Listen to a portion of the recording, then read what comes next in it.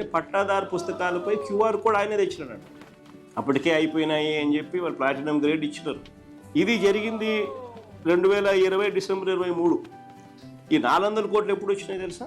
ఫిబ్రవరి 19, 2025కి 400 కోట్లు వస్తే ఆ 400 కోట్లు చంద్రబాబు నాయుడు చేసిన గొప్ప పనికి కేంద్రం ఇచ్చింది అని చెప్పి వీళ్ళు క్రెడిట్ చోరీకి పాటుపడుతూ దానికి ఆయన కేంద్ర మంత్రి ట్వీటు, ఈయన థ్యాంక్ యూ, ఈయన మళ్ళా మాటలు, క్యూఆర్ కోడ్ ఈయన తెచ్చిన సొల్లు మాటలు, ఈయన మాట్లాడడం 6 నెలల్లో మనకు 4 ఏళ్ళు పట్టింది. 2019 అక్టోబర్లో సచివాలయ సిబ్బందిని రిక్రూట్ చేసినాం. అక్కడ నుంచి 4 ఏళ్ళు పడితే ఇది అచీవ్ చేయడానికి ఈ మనిషి 6 నెలల్లో ఆ క్రెడిట్ అంతా, ఆ 4 ఏళ్ళు వాడు చేసిన క్రెడిట్ అంతా ఈయన తీసుకొని ఆయన అండము, ఈయన థ్యాంక్ యూ చెప్పడము, మళ్ళీ దానికి అబద్ధాలు జోడించి బ్లాక్ చేయని అంటాడు, క్యూఆర్ కోడ్ అంటాడు, అంటాడు, ఇవన్నీ ఏం చేసినట్టు. దాకా ఆయన చేసిన ఆరోపణలు ఏం కావాలా ఎన్నికల ముందు వరకు?